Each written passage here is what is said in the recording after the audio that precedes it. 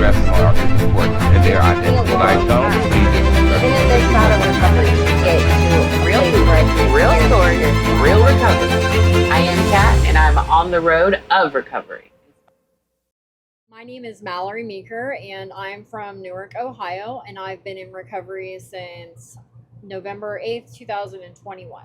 Very cool. Well, thanks for joining us this beautiful, hot summer day. If you could start off by sharing a little bit about childhood. What was life like growing up? Okay. So growing up, my childhood felt pretty normal. I grew up in Pataskala, Ohio. My parents got divorced when I was 4. And for me, like that, I didn't think that it did anything to like me or my soul as a human being. But the older that I got and as I worked some steps, I realized that fractured the making of who Mallory is. And it forever imprinted on my soul of who I was going to be. I developed abandonment issues and rejection and just like feeling like I wasn't like everybody else. And some people can deal with divorce and like it doesn't faze them or bother them the way that it did. But for some reason, it affected who I am today. Absolutely. Can you talk about when you first started experimenting with alcohol and drugs and what it did for you? Yeah. So throughout high school, I was like a late bloomer when it came to using drugs and alcohol because I played sports, I cheered, and so I didn't really want to not be able to do those activities because those were really important to me. So I tried not to do that. And then I think I smoked weed the very end of high school. And then, normal high school parties where people are drinking, I would drink. And then I graduated high school. I started going to school at OSU Newark. And I started doing mortgages right out of high school. And I was like, I think that somebody was like, you would be really good at doing mortgages. And I was like, you know what? That's a great idea. I'm going to drop out of college and do mortgages. And I just thought, that to me, that's another addict tendency. I'm like, I'm going to do half the work and get twice the reward. And that's what my intentions were. And boy, was I in for a rude awakening. So I went to work at a mortgage company and there was a guy there and he was like, he had a bunch of money, but he wasn't closing any loans. And I just didn't think anything of it. And he's like, do you want to go out with us tonight? And I go out with him and I got introduced to like the city and drugs and alcohol, and I'm like, I didn't even know what I was getting into. And long story short, like I fell for this guy and I started using opiates, pain pills with him. And I remember the first time that I felt the effects of that, and I was like, I've figured it out. I've found what I've been looking for my entire life, and I need this every day, all day long. And I'm gonna get it. I took it balls to the wall almost immediately. I bought my first house when I was 19 years old, and I chose that lifestyle. I chose to not make my mortgage payment and buy drugs with it and just crazy stuff. Okay. So did you start to experience any legal consequences? Not yet. I really didn't experience any legal consequences. I got pregnant with my my daughter and my son, and I had them, and I didn't have any legal consequences till after I had my kids. Okay. And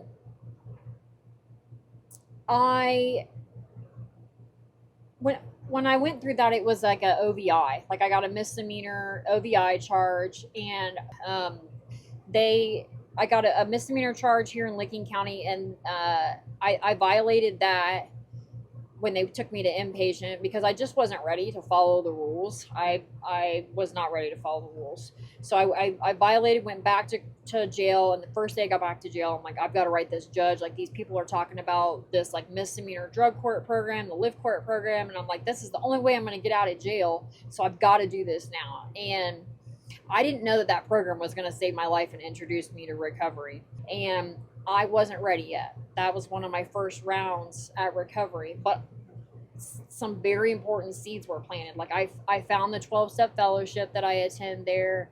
I found people that started praying for me to find recovery there. And so when I relapsed and went back out after I graduated that program,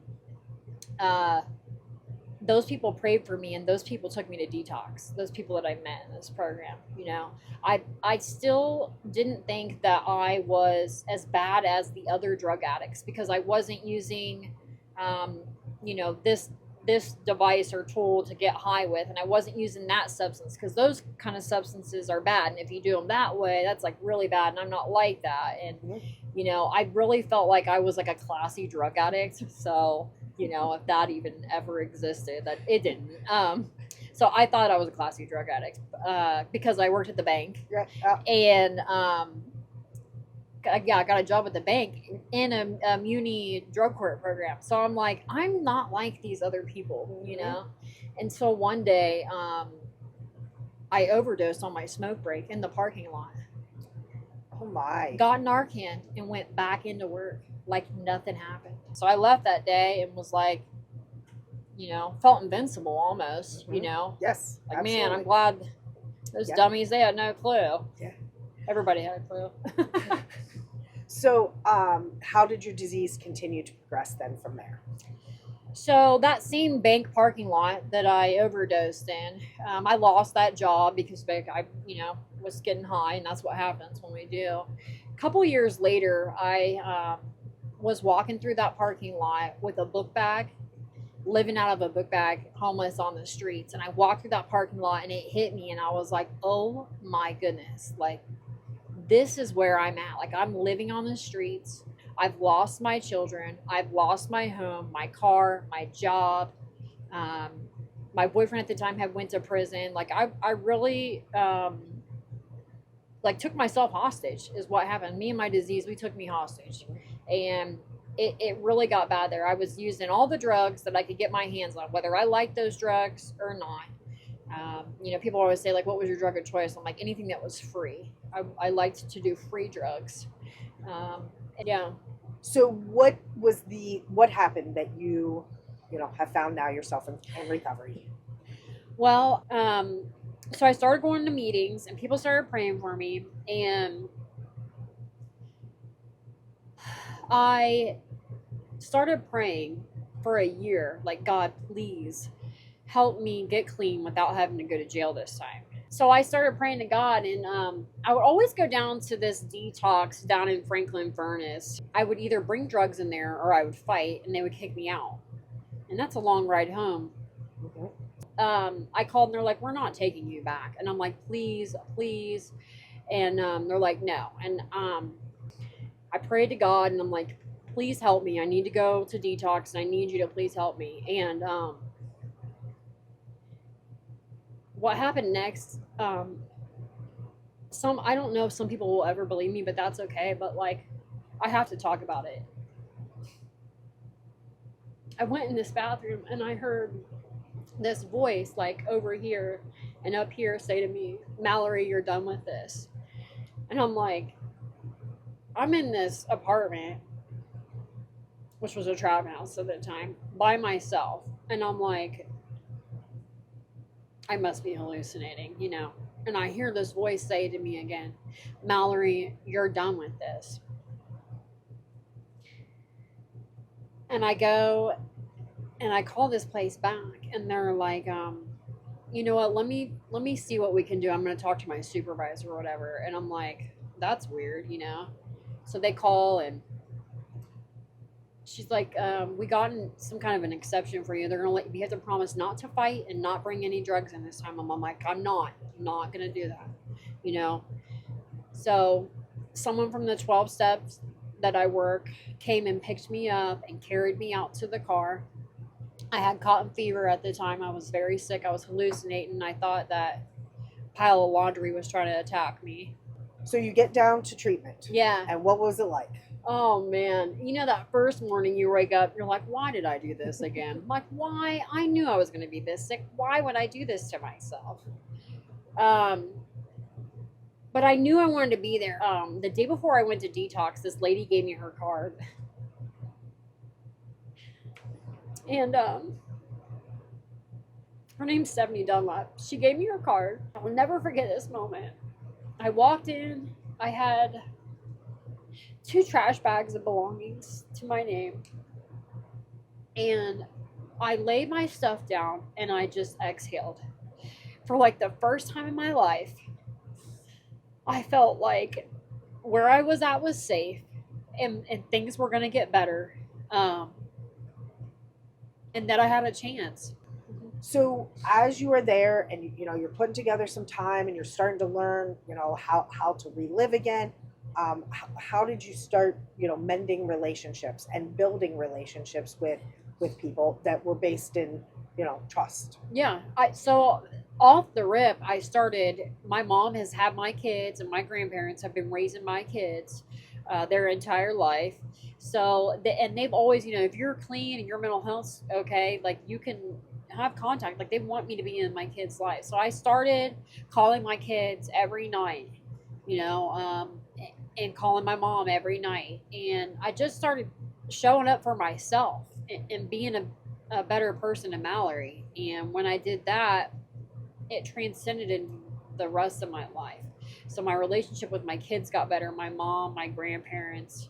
Um, and as I worked the steps, I was able to make, living amends and make amends with those relationships. I had to cut a lot of people off. I had to change my phone number. I had to delete a bunch of people off of my Facebook because um, I started to experience the benefits of recovery, the gifts of recovery, and the stakes got higher and higher the longer that I got clean. And I'm like, man, this is kind of nice. Like, really, this is not that hard. It's, like these people have been living this way. Like, this is a pretty cush life. Not waking up and just trying to survive every single day. Yeah. Absolutely. So as you are, how long did you stay in the recovery house for? I was one of the longest residents there. I started working there. I started managing one of the houses, and so they started with 2 houses, and since I've been there, we now have 5 houses. And That's incredible. Yeah, I say we because they're my family. Whole Living Recovery is, and so we have 3 women's houses and 2 men's houses, and I helped open 2 of the women's houses. And I've been a house manager at both of them, and then I started doing case management and peer support. Got my peer support license. Well, then one day, Stephanie Dunlap called me that runs Whole Living Recovery, and she did like this little reentry thing on the side where whenever she could, like, see like 10 people a month or something like that at the jail. And she's like, I want to know if you would like to do reentry with me and if you would like to run this program. And I just start crying. She's like, whoa. And she's like, first of all, it's only like, I think she said like 10 hours a week or something like that. And I'm like, oh my God, this is my dream. I get to help people. Like, I have a purpose, I get to help people like us. And, because I've been incarcerated. I don't even know how many times I've been incarcerated. And so we start doing this together, and it was crazy how many people we started to help. And we went from like serving 10 or 15 people a month to like 75 in like a couple of months. We got this grant from ODRC, an expansion grant. And when I say ODRC, I mean Ohio Department of Rehabilitations and Corrections. They gave us a grant to expand our coalition, and it served its purpose. Like, it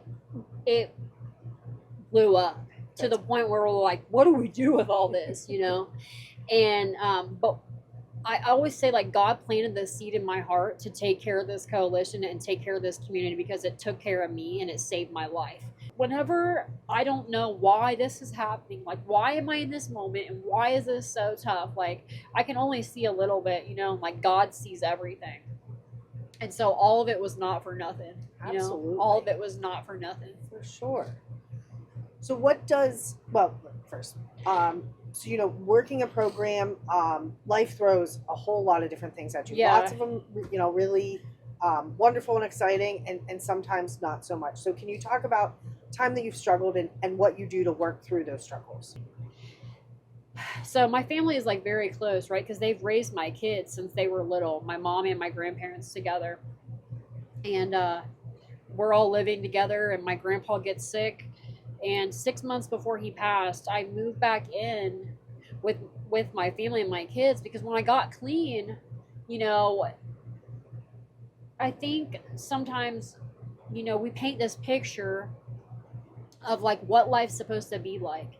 And like to me, like I'm supposed to have a nice job and a decent car and my own place, and my kids are supposed to come live with me, and I'm supposed to have custody of them, And really the truth is I got clean, and I'm like, I go to my kids and I'm like, do you guys, do you want to get an apartment? Like, how do you guys want to do this? And they're like, we don't want to leave grandma's.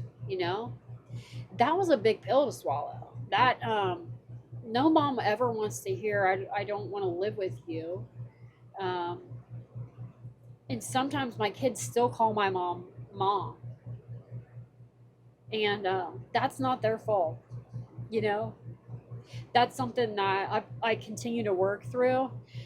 And every day it gets better, and sometimes it gets really bad, because I still have an ego at the end of the day, and I still think things are supposed to be a certain way. So at this point, I'm like, I really don't have anything to lose. So I moved in with my mom and my kids and my grandparents, and there's a lot of people in that house, but like God has taught me what life is really about living there with all the abundance of humans that are in this home. And I got to be there in the last moments of my grandfather's life, praying over him with my kids. Like I'll never forget that moment. And I got to make an amends to him that had I not got clean, never would have happened. Not everybody that passed like got to see me clean, but yeah, those were hard moments. Absolutely. That I learned I didn't have to get high over. For sure. Thanks. Well, this has been incredible. So, we have ups and downs in our lives, but a lot of times those cliches or message of hope or positive affirmations, what's one that, resonates with you? That God is real, and to listen to that inner voice, whether we want to call it our conscience, whether we want to call it a guardian angel, the Holy Spirit, like there is a voice in there that tells us to do right and to listen to that. I meet so many people and I tell them, I felt crazy for so long because I could feel and hear God. I just didn't know what it was. And now that I'm in recovery, I've followed that voice to freedom. And it was all not for nothing. We never know what God has in store for us, and sometimes it's not our business. I love it. Well, thank you so much for coming out and sharing your story. It is an incredible story of finding your own truth that led to peace. Yes, thank you so much. It's such a blessing. Thank you.